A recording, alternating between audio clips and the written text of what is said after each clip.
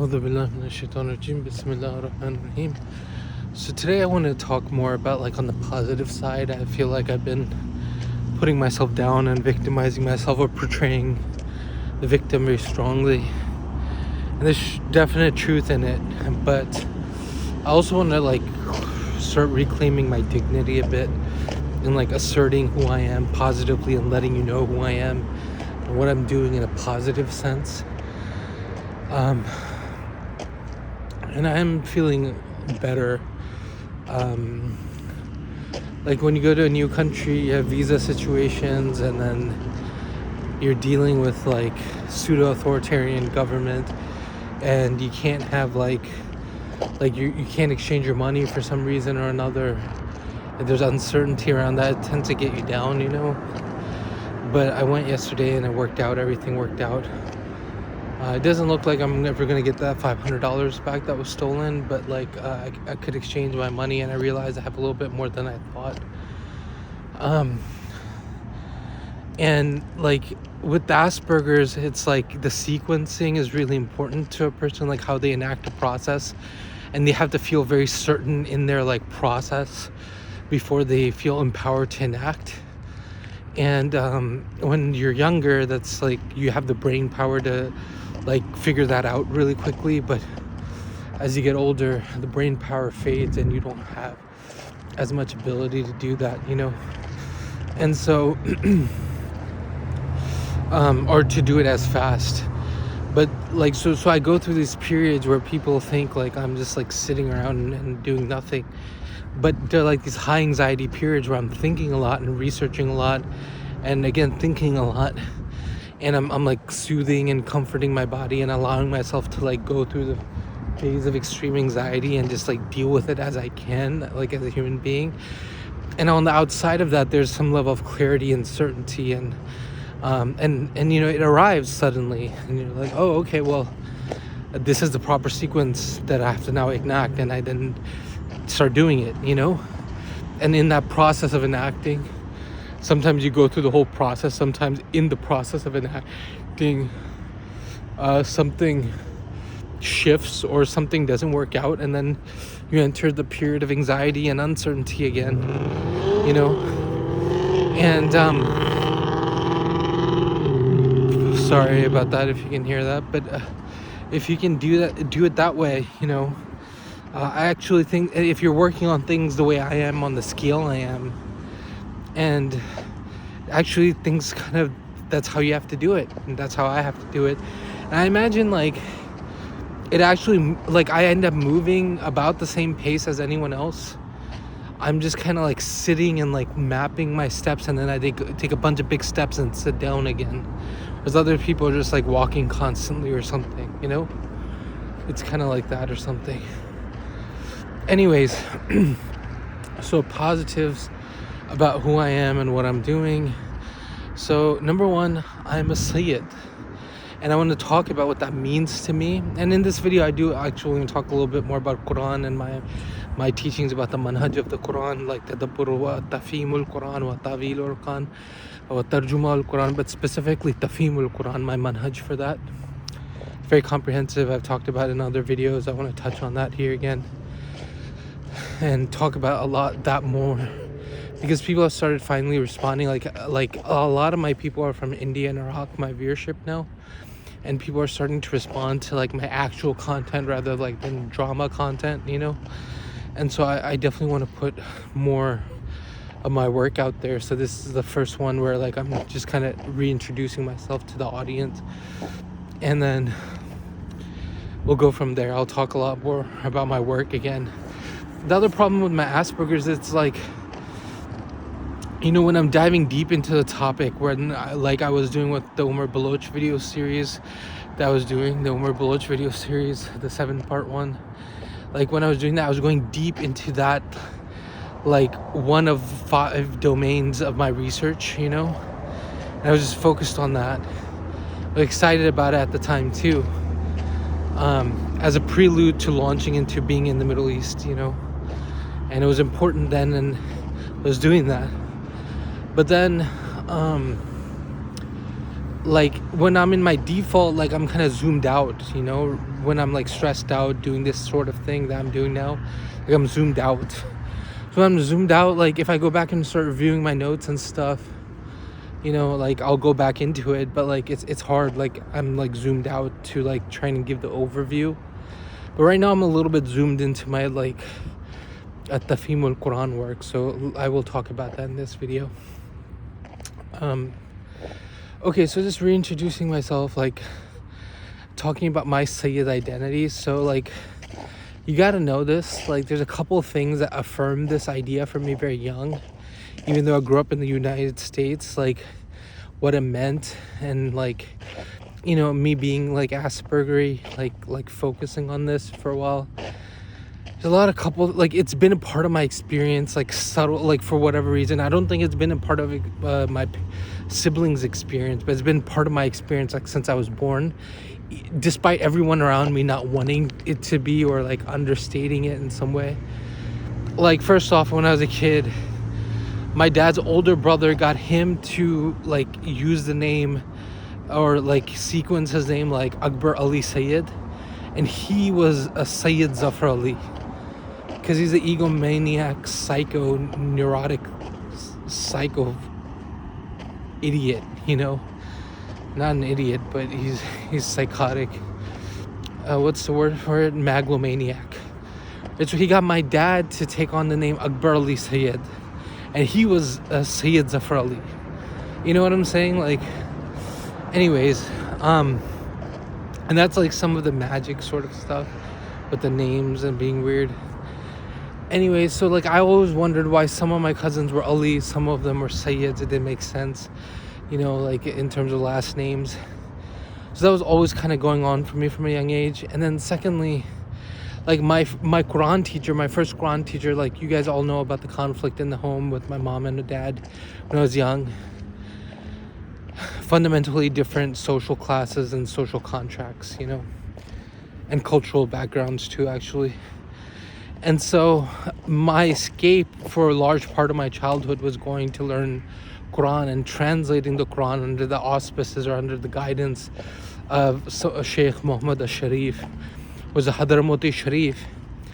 And he's the first one who like explicitly like emphasized. He used to tell me, oh, I'm a Sharif, you're a Sayyid, do you know what that means? He used to teach me, and he was a Shafi'i. And so Shafi'is have that they emphasize it more than any other Sunnis. Even though Imam Abdul Wahhab himself, actually, he named his kids after the Ahlul Bayt, and Sheikh Albani himself said the Hadith Thaqalain is the most mutawatir hadith, and he's like super Salafi Sheikh, and so so you got to understand these things. Like it was a part of my experience for a young age, and he really used to emphasize it. And he's actually the one who used to say he used to write these papers with like days and hours, like as a ticket to give once a month to like your parents so they could pay. And he used to write Umar al-Hasan, and he would call me al-Hasan, because he saw how much I love the Quran and like the Sirah and the Deen, like even at a young age, and how much linguistic ability I had, and how like interested I was about learning about Islam, like really, and the Quran really, and the like linguistic like finesse of it, and tarjuma and stuff like that. So he used to call me Al-Hasan, and that's where I got that name, and then of course that's Sayyidina Hassan al-Islam's name too, and so it gave me that kind of association from a young age. And my grandfather, like my father's generation, doesn't care too much about it. They care about anything that gives them status or like an ego boost. I used to make fun of my dad. I used to be like, oh, aap log sab masoom hain aur Sayyid hain, Imam Mehdi aap bhi sahi hoenge.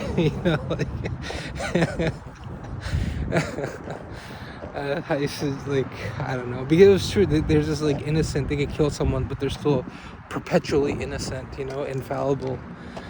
And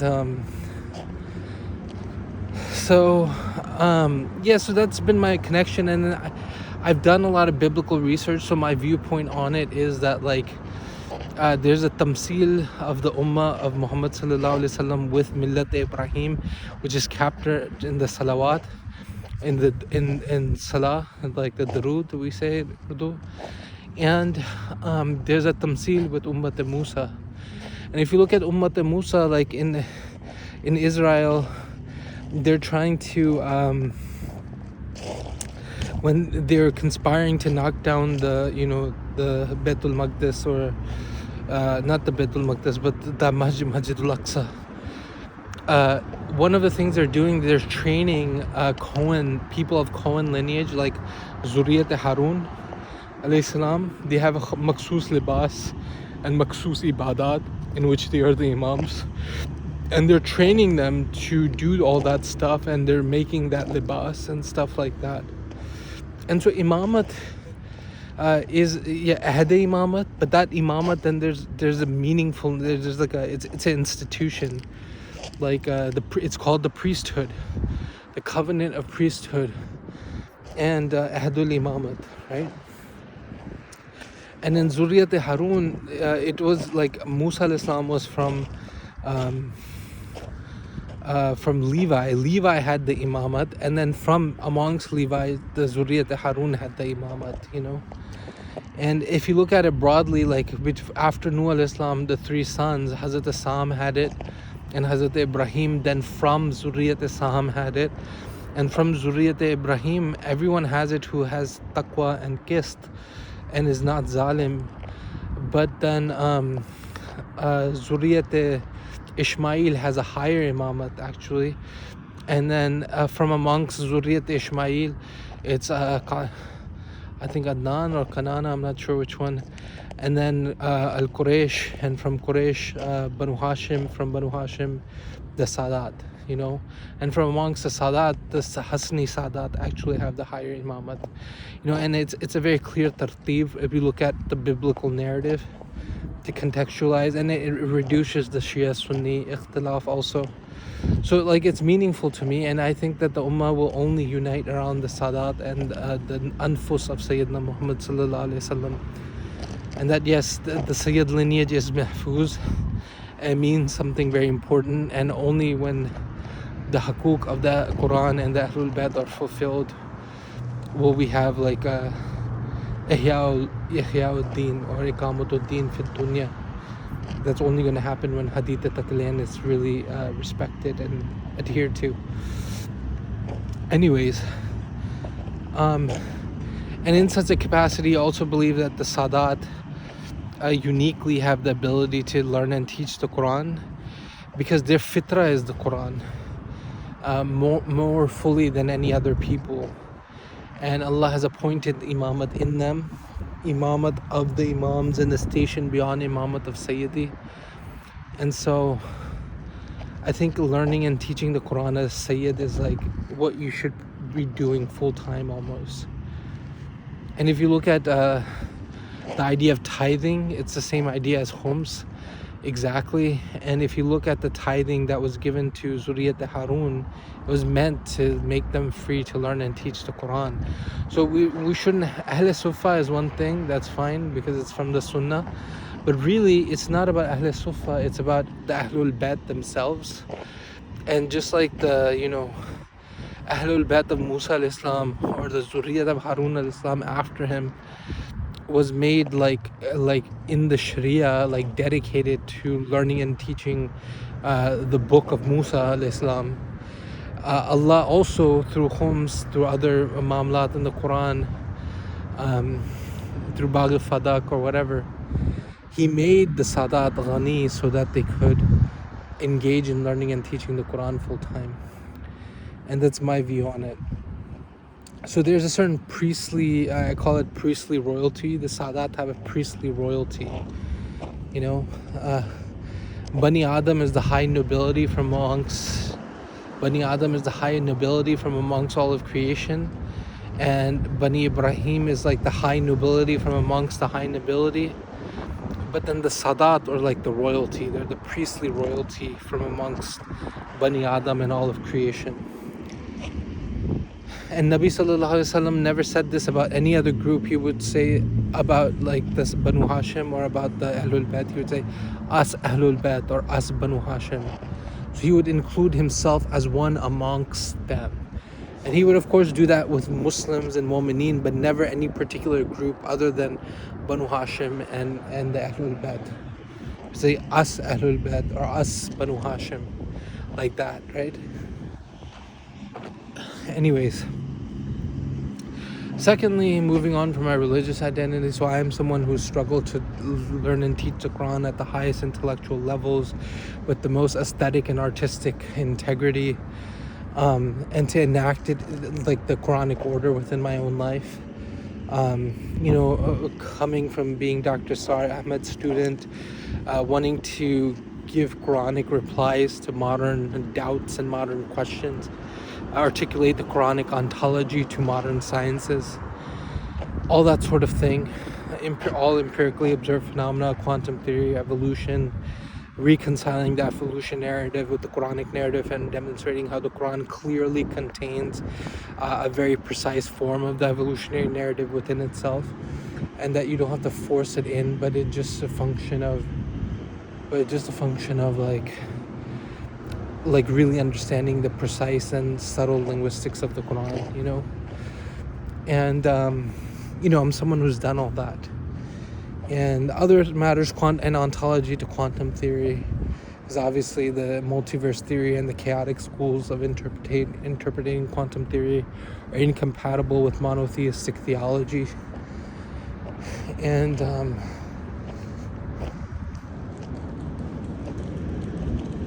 yeah. And then secondly,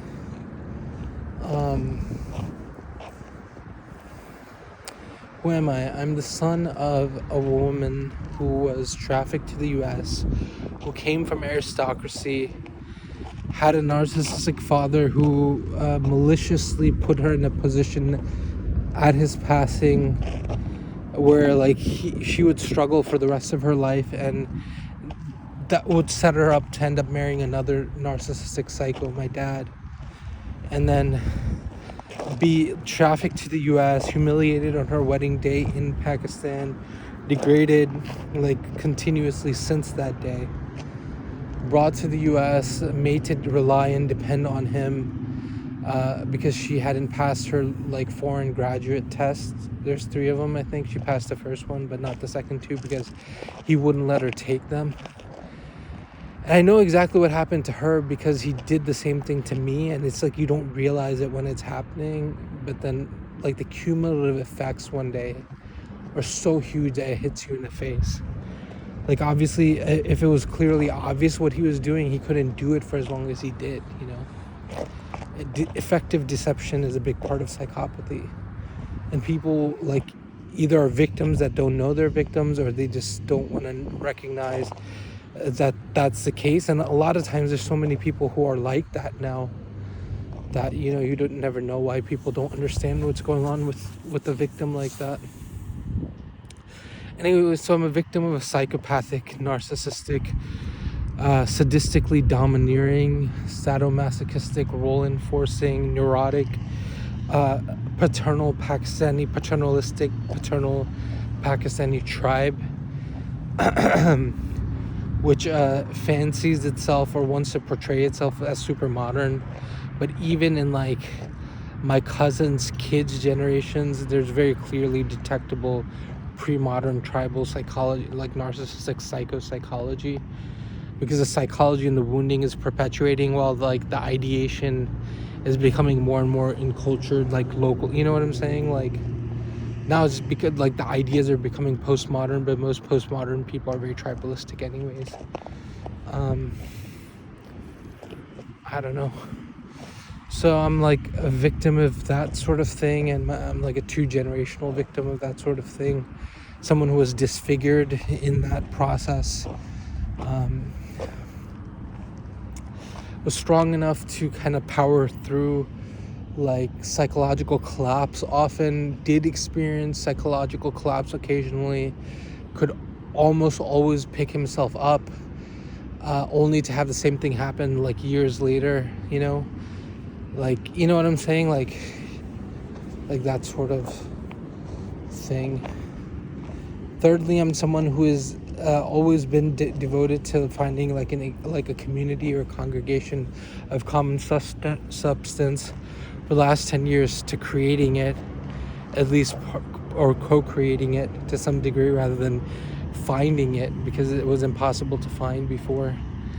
And someone who is now at least partially devoted to intiham against my persecutors and my mother's persecutors.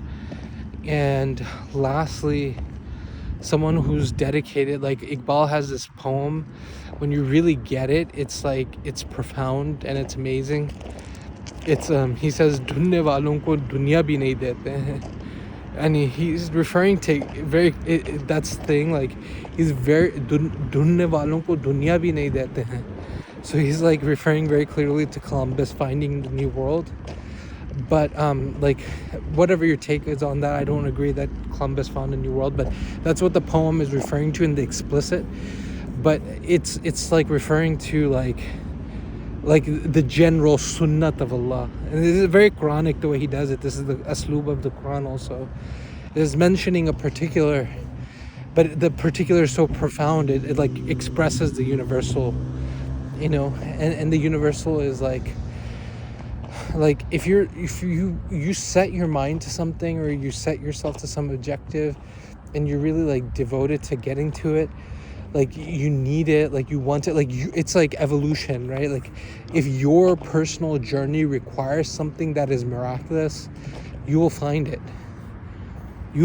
Like, there's a reason that need exists inside of you, is so that Allah can bring that thing into the world through your search for it.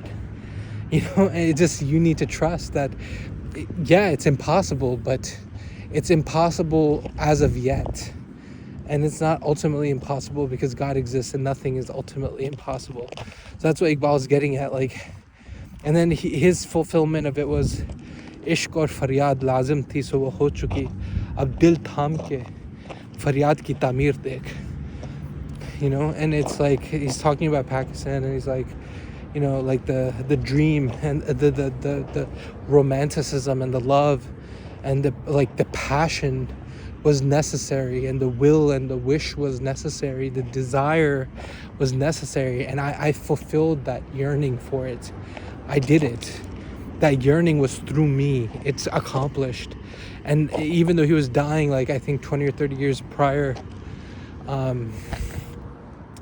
he prophesized almost, or whatever, not prophesized, but, you know, he predicted very clearly that Pakistan would come into being, because like he trusted so fully, like his internal alchemical sort of longing and yearning and passion, it's like calling it into being, like from God. Like, he trusted his own birthing of it so strongly that even though he was passing away 30 years before it would happen, he knew it would happen. And that's what he's talking about in the first poem too, is like "Dhunne walon ko dunya bhi nahi dete hain." It's like, if your path requires something, it's going to happen. And so, like, my path requires a sort of mini resurrection, requires like regenerative medicine, regressive aging, like that sort of thing, for me to actually attain my purpose. Like, physiologically, biologically, that's what's required. And you have minds who can definitely do it already, or if they set their minds to it, they could do it. We're like on the cusp of it. But like, if I was able to take care of myself a little bit better, you know, like, and if it's around by the time I get to 50, it would have been easier. But like, a lot of damage has been done to my body through everything I've been through, you know, like a lot, or that's how it feels like. And I'm much older than a normal 35-year-old, you know. And so I'm someone whose path requires a sort of resurrection, you know, a miniature resurrection, or at least a regressive aging or regeneration, or that sort of thing, like extreme to some degree, for various reasons. And I'm committed to finding that, you know, I'm committed to finding that. I am committed to it. Like I waver sometimes, and it's like not the top thing, it's in service of the other like top 3 or 4 things, and the next one that I haven't mentioned yet.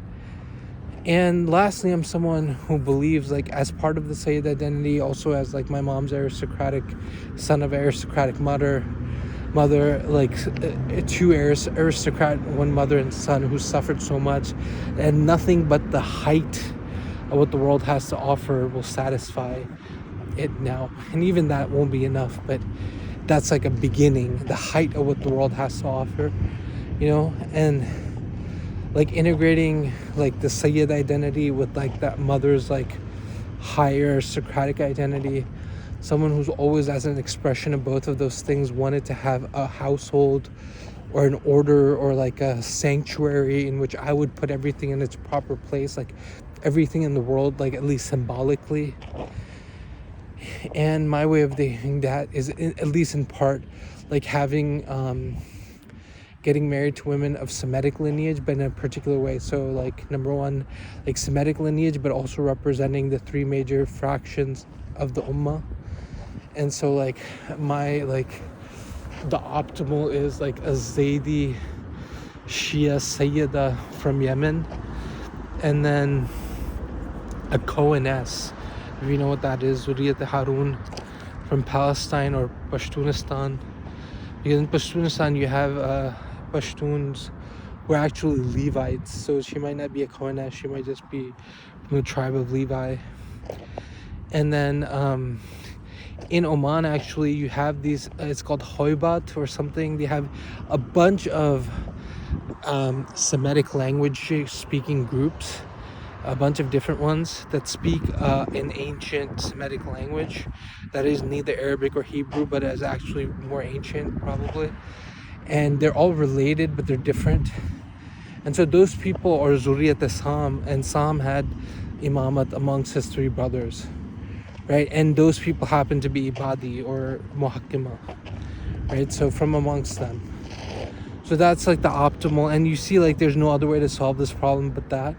And then from like, if you take Huntington and the major civilizations, I think if you're creating a Sayyid household and you're upholding the Sadat, like the real proper honor due to them, that has geopolitical consequences and actually is probably the highest honor that you could give to someone in today's world, is for them to have Malakut Amin, voluntary, consensually contracted from every Huntingtonian civilization within their household, like from every Huntingtonian civilization of a high caliber. I don't want to get into what that means right now, but within their household, right?